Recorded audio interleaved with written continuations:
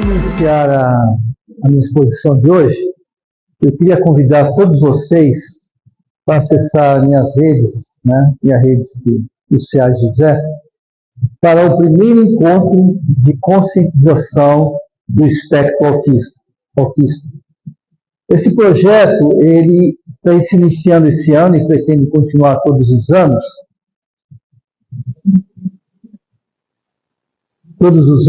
E ele se iniciou dia 1º com a palestra do David Lemela, lá no Ceará.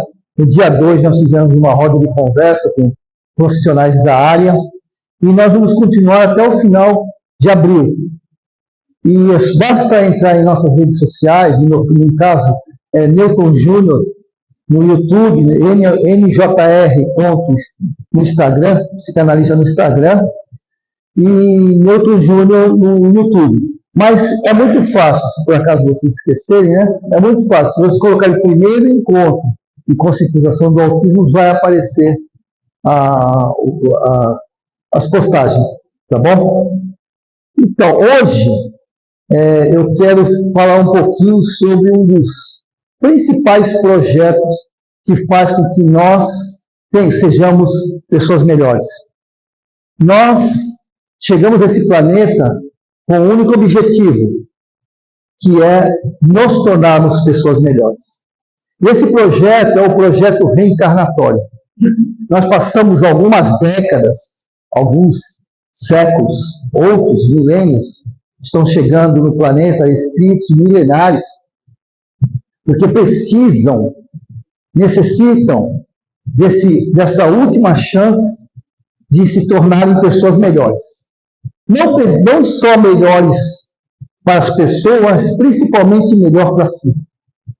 Então, esses espíritos estão chegando com uma única oportunidade de trabalharem por si e apararem suas arestas, suas má tendências.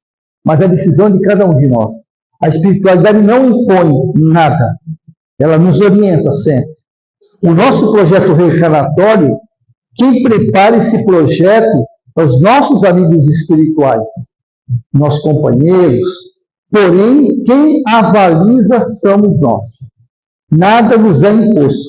Evidentemente que existem as reencarnações compulsórias para aqueles espíritos que não têm consciência, não têm percepção, então tem que reencarnar independente da vontade dele, mas é muito, muito pouco. Muito, muito pouco mesmo. Até mesmo, poxa, mas como assim? Esse povo todo que está fazendo essas barbaridades, esses criminosos, isso aí não foi compulsório? Não foi compulsório. Eles realmente foram orientados para que reencarnassem, porque no mundo espiritual eles estavam passando por momentos difíceis. No nosso caso, acredito, que no nosso caso nós percebemos os erros que cometemos em encarnações passadas. As coisas que fizemos e não deveríamos ter feito. As coisas que não fizemos, mas deveríamos ter feito. E nesse processo, no mundo espiritual, onde a gente perde a carne, digamos assim, esse envoltório que bloqueia a nossa sensibilidade espiritual, que nos faz esquecer que somos espíritos vivenciando um momento material, onde faz com que a gente intensifique os nossos prazeres, nossos desejos, nossas vontades, os nossos vícios, para que possamos, de alguma forma, preencher um vazio que nós construímos ao longo de nossas encarnações. E esse vazio, ele só existe porque nós esquecemos que somos seres espirituais. Que tudo que nos acontece não era para acontecer. Eu digo as coisas ruins, não era para acontecer. Não está no projeto nosso encarnatório sofrer. Não está. Mas nós nos perdemos no meio dessa jornada em algum momento. Porque justamente nós encarnamos para sermos felizes. Se alguma coisa nos incomoda, se alguma coisa fez com que eu, no mundo espiritual, na outra encarnação, de alguma forma, eu não fosse uma pessoa ideal para mim, de alguma forma, na outra encarnação, eu sofri com as minhas atitudes, com os meus pensamentos, com os meus sentimentos, com as minhas ações. Eu preparei os amigos espirituais nos preparam um projeto para melhorar essa situação. O sofrimento, a dor não é necessário. A gente escuta muito isso, né? Para eu evoluir, eu preciso sofrer, eu preciso sentir a dor. Não, não é verdade. Não é verdade. O sofrimento, a dor, nada mais é do que um alarme de que nós estamos no caminho errado. É um alarme, é uma válvula de segurança. Só que muitas vezes as nossas reminiscências, os nossos registros acásticos das encarnações anteriores, que ao mesmo tempo faz com que tenhamos tendências. Nós somos seres tendenciosos. Porque nós sabemos que cometemos erros várias vezes. Para você reverter esse processo, é muito difícil. Basta ver no nosso dia a dia. Eu gosto de dar esse exemplo, porque é mais fácil para entender, né? Se você estiver casado com uma pessoa há 10 anos, 20 anos, 15 anos, dorme de um lado da cama, durante 10 anos, 15 anos, 5 anos, 20 anos, tenta mudar de lado. Vê se consegue dormir. Você hoje vai dormir aqui, eu vou dormir do seu lado. Quem consegue? Nenhum dos dois. Porque existe uma zona que a gente chama de zona de conforto, mas na realidade é o momento em que nós nos acostumamos com aquela situação. Então nós trazemos conosco essas tendências, essas reminiscências. Se formos muito orgulhosos, trazemos o orgulho registrado em nós. Se formos muito vaidosos, arrogantes, prepotentes, nós trazemos conosco esses sentimentos. E com isso, ele vem nessa nossa bagagem. Porém, no mundo espiritual, eu prometi para mim mesmo, em primeiro lugar, que eu seria pelo menos menos. A minha intenção é eliminar essa mazela, eliminar completamente esse sentimento degenerativo. É o que eu quero fazer, mas se pelo menos eu conseguir diminuir metade desse processo, maravilha. Mas aí o que acontece? Se eu sou uma pessoa orgulhosa, rancorosa, eu não vou viver com pessoas humildes, pessoas fraternas, porque eu vou ter, justamente por estar em prova nesse planeta escola, eu vou ter que provar para mim mesmo que se eu vivenciar nesse universo, eu vou decidir me deslocar desse ambiente. Porque a decisão é nossa. Nós atraímos uns aos outros. Tem uma máxima que diz assim: me diga com quem tu andas, eu direi quem tu és, não é verdade? Mas a máxima nossa, real, espiritual, é me digas o que fazes, o que pensas, o que sentes, e eu te direi quem são os teus companheiros de jornada. O próprio Livro dos Espíritos nos fala na pergunta 459, onde ele diz que uma nuvem de espíritos nos acompanham. Isso é uma verdade. Cada um de nós, assim como nós temos aqui talvez 50 pessoas, no mínimo tem 150 pessoas conosco aqui, companheiros de jornadas. Agora, quem é o companheiro de jornada do Milton Júnior? Se eu vivencio um local insalubre, eu não posso querer encontrar amigos que compactuam com esse ambiente e são espíritos mais esclarecidos. Não tem como. Eles até me acompanham tentando, de alguma maneira, meus protetores, sim, estarão comigo, tentando fazer com que eu perceba o erro que estou cometendo. Mas eles jamais vão interferir nas minhas decisões. Não adianta papai, mamãe, os nossos amigos espirituais, os grupos de orações que as pessoas amigas queridas fazem para nós, para que a gente possa despertar. Mas então eu não vou orar por essa pessoa? Sim, claro. Devemos sempre orar. Sempre pedir para as forças que regem o universo, que me são empáticas, né? E têm simpatias por mim, para poder, de alguma maneira, remover essa egrégora que está me cobrindo. Desta vez, nós podemos ver o livro Nosso Lar, onde André Luiz, que vivia naquele ambiente insalubre, ele era acompanhado. Sua mãe o visitava quase todos os dias. Clarencio, Lísias, amigos que queriam ajudá-lo. Mas ele só saiu daquele ambiente quando ele quis, quando ele sentiu a necessidade. E lá passou por 18, 19 anos, não importa o tempo, mas nós sabemos que ele passou por esse período. Então, quem decide o nosso futuro, quem decide a nossa saúde ou sanidade, que a sanidade ela vem do espiritual, intelectual, psicológica, emocional e física. É um complexo. Quem decide essa sanidade sou eu. Jesus poderia interferir, é lógico, claro, mas não fará. Por respeito a cada um de nós. Porque Ele nos ama. E quem ama, respeita, não interfere e de forma alguma impõe alguma coisa. Basta ver a parábola da mulher adúltera. Ele ajudou sim a mulher adúltera. Ele, de uma forma magnética, olha só essa parábola, a importância dela, com um exemplo, um histórico para cada um de nós.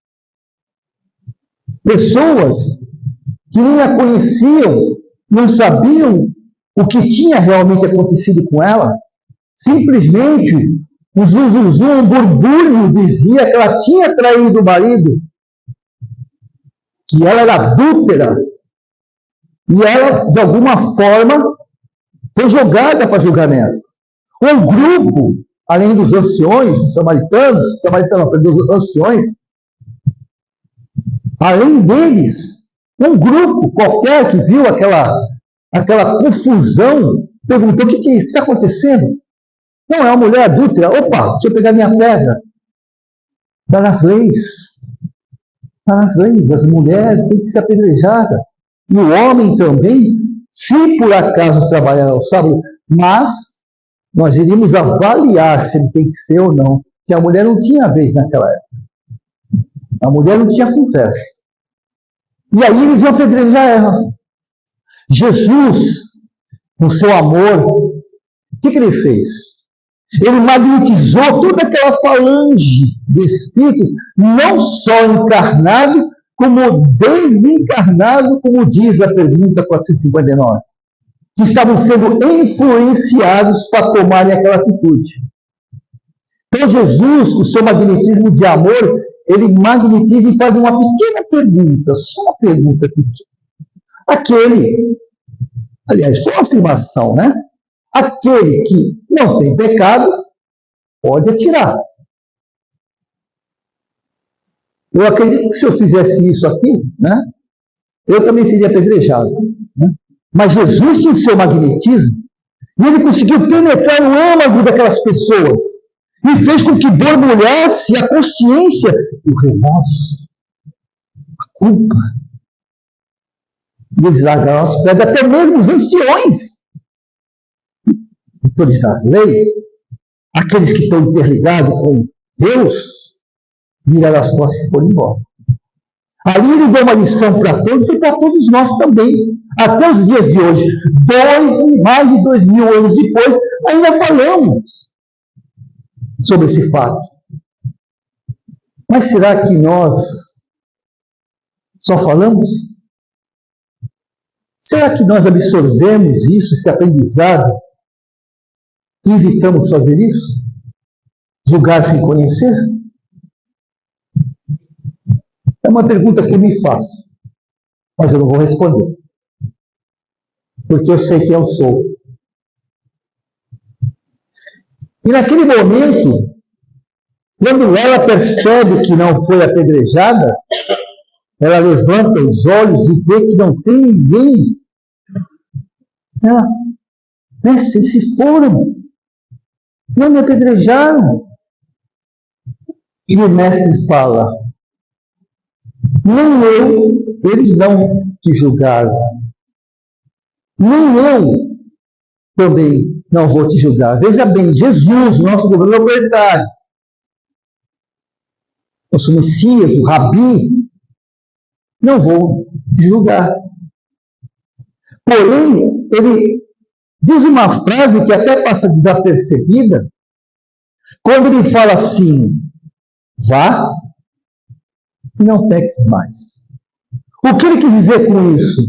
Eu te ajudei nesse momento, mas isso significa que eu não concordo, que eu não te dou aval pelo que estás fazendo, mas não vou te julgar.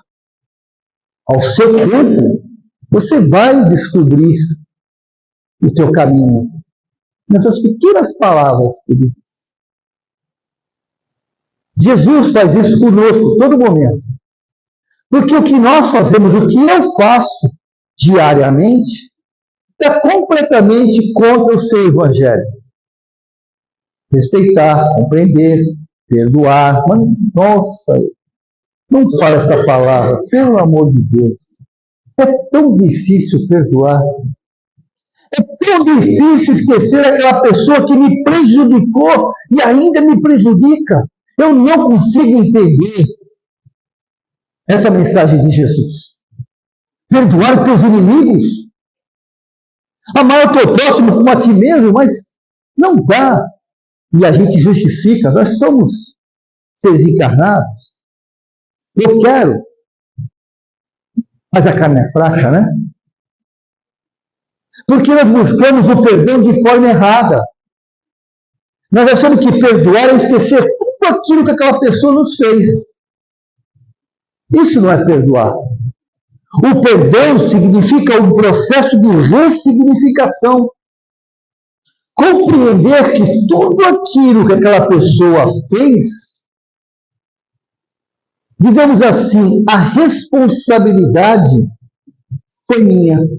Ela só concluiu aquilo. Agora é que eu não entendi mesmo. Quer dizer que a pessoa me prejudica,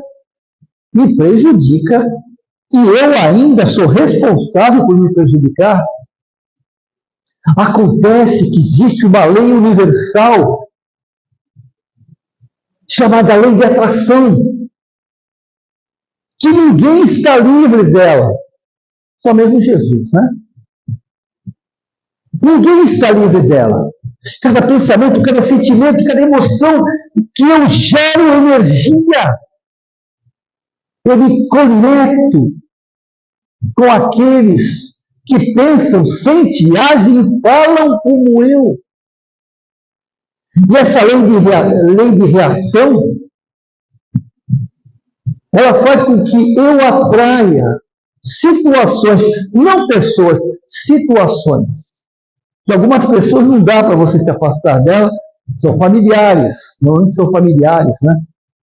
Que a gente não perdoa. Eu não perdoo meu irmão, eu não perdoo meu pai, eu não perdoo minha mãe.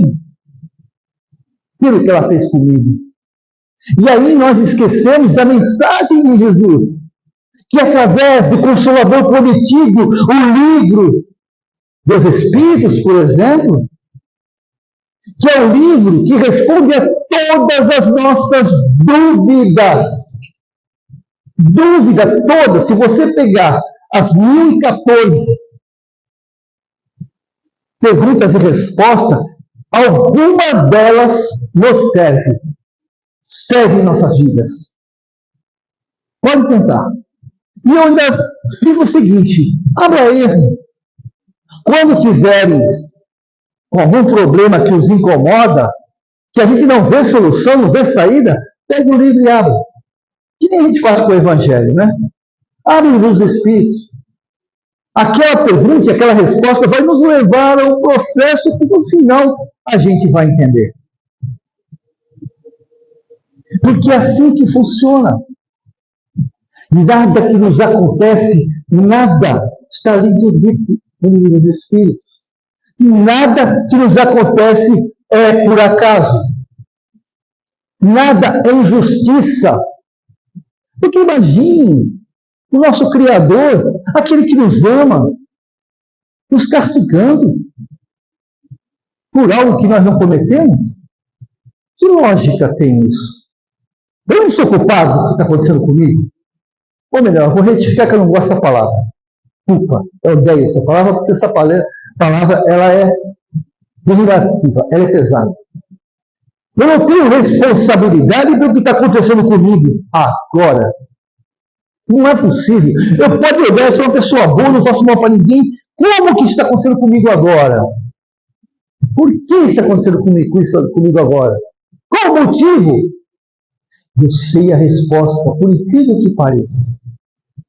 Só que está em nossos registros acásticos. E nós não queremos saber a resposta, por incrível que pareça. Nós fugimos da resposta. Camuflamos a resposta, nos tornando vítima desse processo. Colocamos uma caixinha de Pandora e lacramos com o cadeado do vitimismo. E aí, nesse processo, a gente vai criando sentimentos, emoções insalubres que vão degenerando o nosso corpo perispiritual e automaticamente nos leva ao corpo físico. Kardec pergunta, na questão 527, 528, quando ele nos faz todo esse adendo de que os espíritos, muitas vezes são eles que nos guiam, né? Nós somos envoltos por uma nuvem de espírito e muitas vezes, ou na maioria das vezes, são eles que nos induzem, mas não que a gente tenha que segui-los. Nessa pergunta, Kardec fala sobre um homem que está prestes a desencarnar e sobe numa escada e cai e morre. A escada quebra e morre. E ele pergunta para os espíritos se aquela escada foram os espíritos que deterioraram a matéria, foram eles que racharam a escada para que aquele homem pudesse cair. E ele fala, não. Na realidade, o que eles fazem é induzi-lo a subir naquela escada. Mas se ele não quiser subir, ele não vai subir.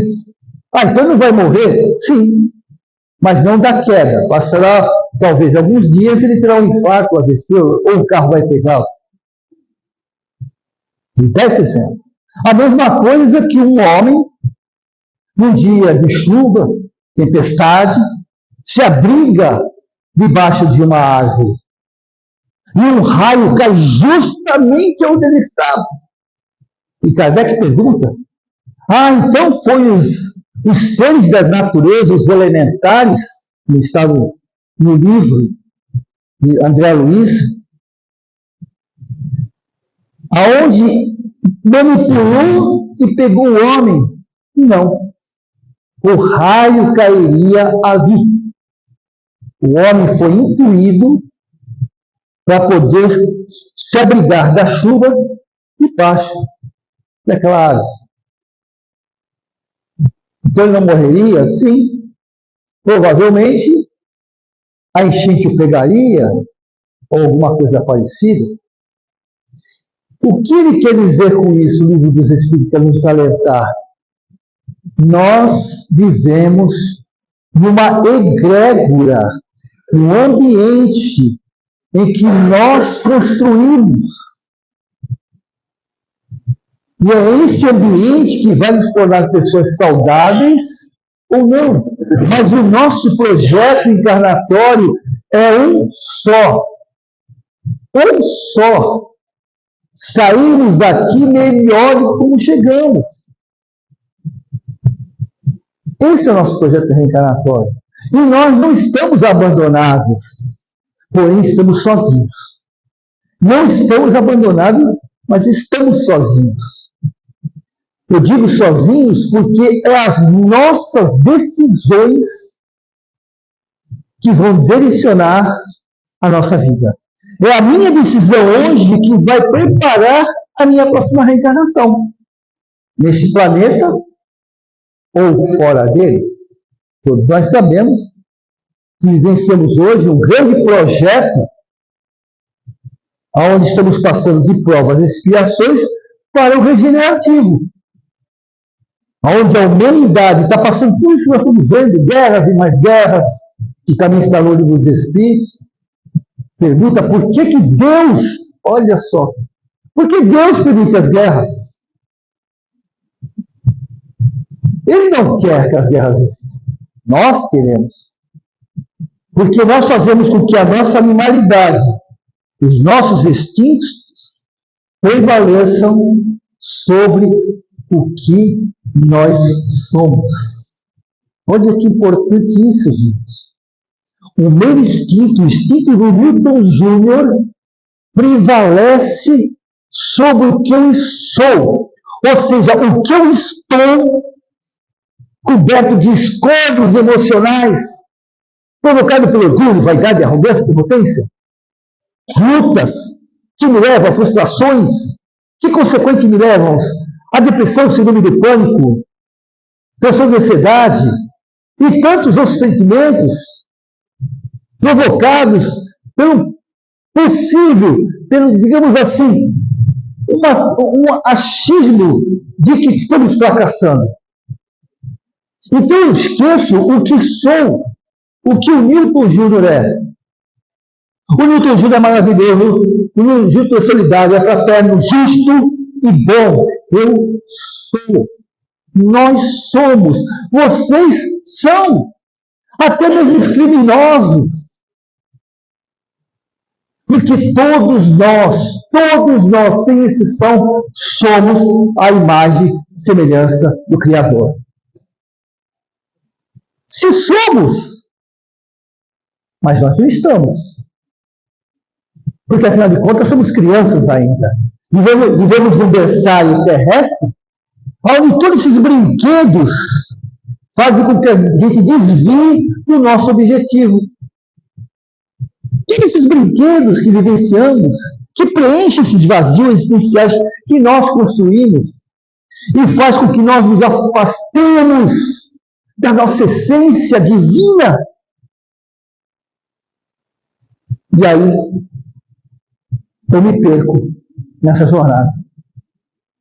Mas essa jornada não está perdida.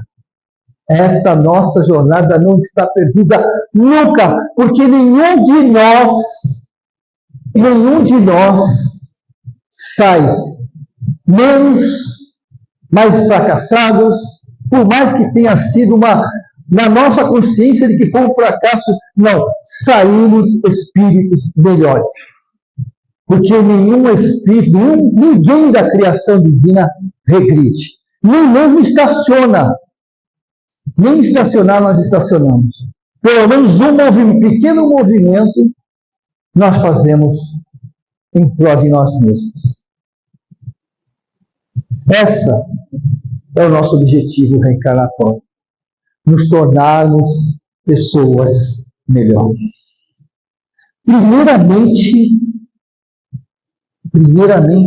melhores para nós. Eu reencarnei para ser melhor para mim. Não melhor que os outros, não é isso que eu estou falando. Mas melhor para mim e consequentemente, para os outros.